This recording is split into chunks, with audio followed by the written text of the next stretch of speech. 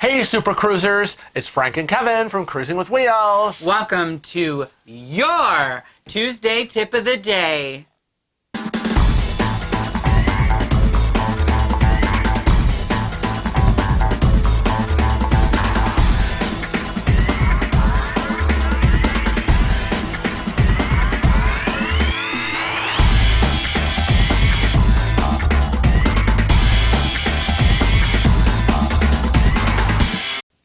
Today's cruising tip is, don't be a drunken fool. Getting the drink package doesn't mean 24/7 drinking. Pace yourself. Timing is everything, and make sure you hydrate. Falling down drunk and puking before you even leave the dock is not a good look for anyone.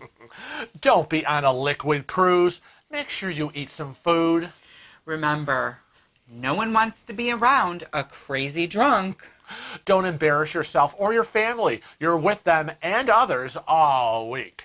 Remember, drunkenness and stupidity can get you killed. Drunks sometimes say things they wouldn't normally say. Don't ruin a relationship because of a free drink package. Check out any medications you're on for interactions with alcohol.